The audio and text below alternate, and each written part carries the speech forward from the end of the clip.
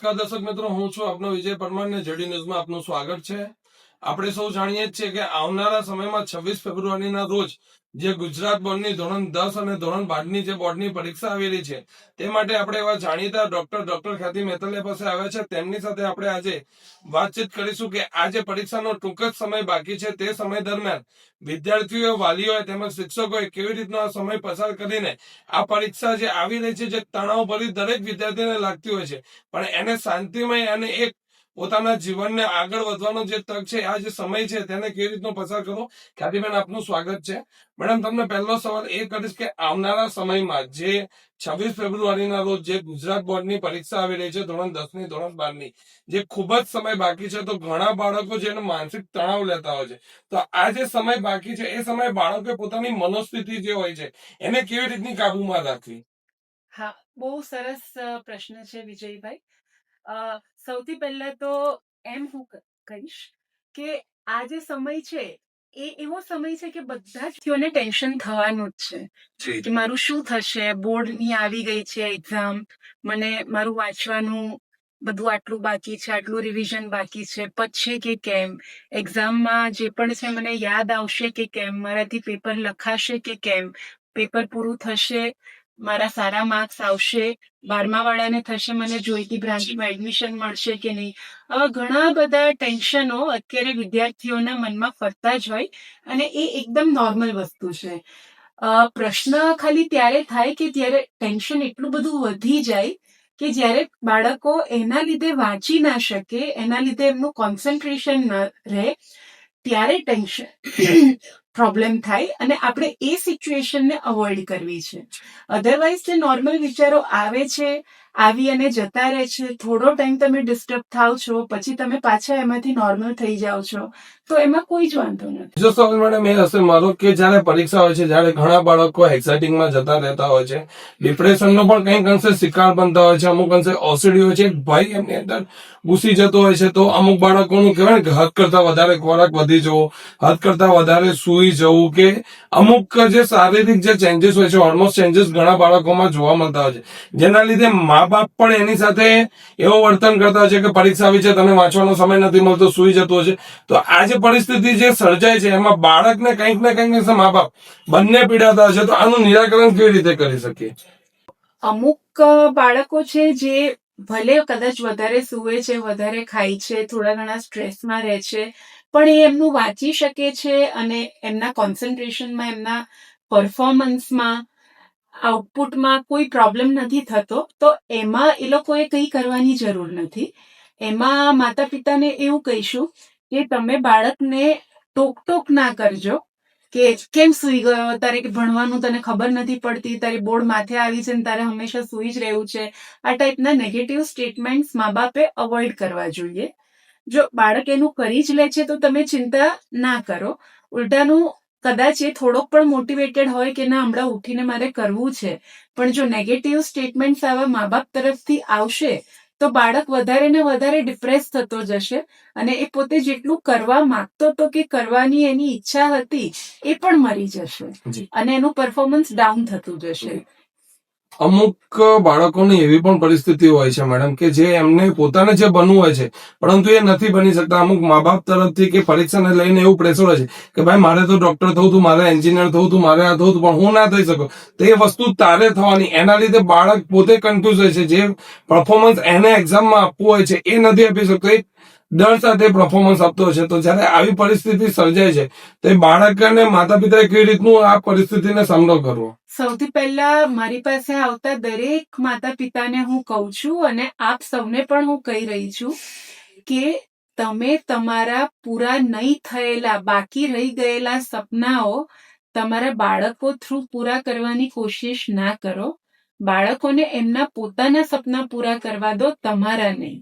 એટલે દરેક મા બાપને કહીશ કે હા, તમે ઈચ્છો છો કે તમારું બાળક ડોક્ટર બને અને તમારું બાળક પણ ઈચ્છે છે કે એ પણ ડોક્ટર બને, તો તમે એને ચોક્કસ બનાવો. પણ એને કંઈક બીજું બનવું છે, પણ તમારે ડોક્ટર બનવું હતું તમે ના બની શક્યા એટલા માટે કે હવે મારા બાળકને જ હું બનાવીશ, તો એ વસ્તુ વર્ક નહીં કરે, એ બાળક નહીં તો સારો ડોક્ટર બનશે કે નહીં તો સારું એને જે બનવું હોય એ બનશે. એટલે બાળકને પોતે જે કરવું હોય એ કરવા દો. એટલે દરેક મા બાપને હું કહીશ કે પોતાના બાળક ઉપર પોતાના સપનાઓ પૂરા કરવાનું પ્રેશર નહીં આપતા, બાળકને જે કરવું હોય એ જ કરવા દેજો.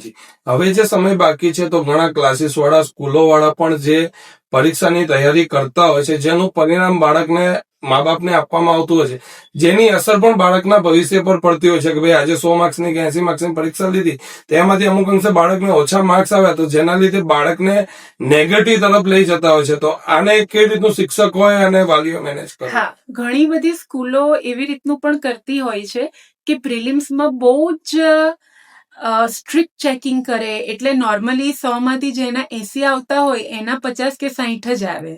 ને ઘણા ક્લાસીસ વાળા પણ આવું કરતા હોય છે. અમુક લોકો માટે આ વસ્તુ વર્ક કરે પણ છે કે મારા ઓછા છે તો મને વધારે મહેનત કરવા દો. એક્ઝેક્ટલી. પણ અમુક બાળકો જે લોકોને લાગે છે કે અરે મારા આટલા ઓછા આવે, હવે તો મારું કંઈ થઈ જ નહીં શકે અને એકદમ જ ભાંગી પડે છે, ડિપ્રેસ થઈ જાય છે, એ લોકો માટે આ પદ્ધતિ કામ નહીં કરે. તો બધા સ્કૂલ કે ક્લાસીસ વાળાને મારી એવી જ સલાહ રહેશે કે તમે બાળકોને એટલું બધું સ્ટ્રિક્ટ પેપર પણ ના આપો કે એટલું બધું સ્ટ્રિક્ટ ચેકિંગ પણ ના કરો કે બાળકો પોતે ડિપ્રેસ થઈ જાય. અને કદાચ જો તમે કર્યું હોય તો એ જ બાળકોને પછી તમે સમજાવો, મોટિવેટ કરો, દિલાસો પણ આપો કે તારા આમાં આટલા આવ્યા છે, મીન્સ કે તારા બોર્ડ્સમાં આટલા આવશે જ, એટલે તારે દુઃખી થવાનું. Positive thinking. જેમ કે અમારે જ એક હતું કે મારી દીકરી જયારે 9માં હતી અને એના કંઈક આટલા માર્ક્સ આવ્યા હતા, તો એના ટીચરે મને સીધું કીધું હતું કે 9માં આટલા આવ્યા મીન્સ કે 10માં તો આનાથી આટલા વધારે આવશે જ. ઓકે મેડમ, હવે જે સમય બાકી છે તો કેવી રીતની આપણને ખ્યાલ આવે, કેવા લક્ષણો દેખાય તો વાલીઓને શિક્ષકને સૂચિત કરી શકે કે કંઈક ને કંઈક અંશે બાળક ડિપ્રેશનનો કે કોઈ ડરનો ભય બની રહ્યો છે? કેવા લક્ષણોથી આપણે જાણી શકીએ કે આ બાળક જે બોર્ડની પરીક્ષાને લઈને ખૂબ ચિંતિત થયો છે? હા, જો બાળક બહુ વધારે પડતું રડ્યા કરે, બાળક સુવાની ટ્રાય કરે પણ એને ઊંઘ ના આવે, વાંચવાની ટ્રાય કરે પણ વંચાય નહીં, એનું કોન્સન્ટ્રેશન ના રહે, એને બહુ જ નેગેટિવ વિચારો આવવા માંડે, ઘણા બાળકોને મરવાના વિચાર સુદ્ધા પણ આવતા હોય છે, ઘણા લોકોને ડ્રોપ લેવાનું હવે થઈ જાય કે હવે મારાથી નહીં જ થાય, મારે ડ્રોપ લેવો છે, કે બહુ જ વધારે પડતું ખાય કે ખાવાનું બંધ કરી દે, બહુ જ વધારે પડતું સુવે કે સુવાનું બંધ કરી દે, અને જે રીતે મેં કીધું કે નેગેટિવ વાતો કરે. મેડમ, આ જે તમે લક્ષણો જણાવ્યા, હવે જે સમય બાકી છે એ સમયે બાળકે પોતાનો ડર દૂર કરવા માટે પણ કેવી રીતના, જેમ કે યોગા છે, પ્રાણાયામ છે, કે કેવા આસનોનો ઉપયોગ કરીને જે પોતાનો આ જે સમય છે ડરને દૂર કરીને પોતાની મનની સ્થિતિને કાબુમાં લાવી શકે? સૌથી પહેલા તો જે એટલે બોર્ડ ગોઈંગ, એક્ઝામ ગોઈંગ વિદ્યાર્થીઓ છે એ લોકોએ પોતાનું એક શેડ્યુલ બનાવવું પડશે કે જેમાં 7 થી 8 કલાકની ઊંઘ કમ્પલસરીલી લે અને બને તો એક સ્ટ્રેચમાં લે.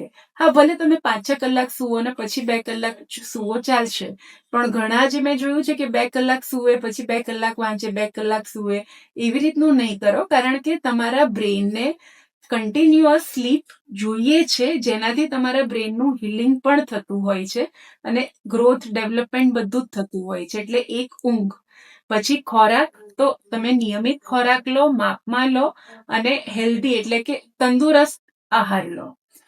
એના સિવાય તમે તમારું શેડ્યુલ બનાવી દો. તમે જો એવી રીતે વિચારશો કે મારે આટલું બધું બાકી છે તો તમને ટેન્શન થશે. એની જગ્યાએ તમારી પાસે 30 કે 20-25 જેટલા પણ દિવસ છે એમાં તમે ડિવાઈડ કરી દો કે આટલા દિવસ મારે આ સબ્જેક્ટને આપવા છે, આટલા દિવસ આ સબ્જેક્ટને, અને એ સબ્જેક્ટ પ્રમાણે પણ તમે ટાઈમ ટેબલ બનાવી દો કે એક દિવસમાં હું આટલા ચેપ્ટર્સ કરીશ. મે બી લંચ પહેલા એક ચેપ્ટર, લંચથી ઇવનિંગ સુધીમાં એક ચેપ્ટર, પછી એક ચેપ્ટર, પછી એક ચેપ્ટર. એટલે તમે જ્યારે વાંચવા બેઠા છો, રિવાઇઝ કરવા બેઠા છો, તો તમને ખબર છે કે લંચ પહેલા મારે આ એક ચેપ્ટર કરવાનું છે અને તમારું પૂરેપૂરું ફોકસ એ એક ચેપ્ટર પર જ રહે. એ વખતે તમે એવું ના વિચારો કે આટલા બધા ચેપ્ટર્સ છે, મારા ક્યારે પતશે. One thing at a time, અને તમે એ વખતે તમારા ટાર્ગેટ પ્રમાણે એ જ અચીવ કરો. એ પતે પછી તમે બીજું ટાર્ગેટ પર જાઓ. આવી રીતે સ્ટેપ બાય સ્ટેપ. હા, વધારે પ્રેશર ના લો. માઇક્રો પ્લાનિંગ સાથે કામ કરો. ઓકે મેડમ, જ્યારે બાળકોને આવા નેગેટિવ વિચાર આવતા હશે, કંઈક ને કંઈક અંશે બાળકો, આપણે ઘણી વખત સમાચારો દ્વારા, ન્યૂઝ દ્વારા પણ આપણે જાણ્યું છે કે બોર્ડની પરીક્ષાને લઈને ઘણા વિદ્યાર્થીઓ આત્મહત્યા કરવાનો પણ પ્રયત્ન કરતા હોય છે, એટલો ડર જતો રહેતો હોય છે.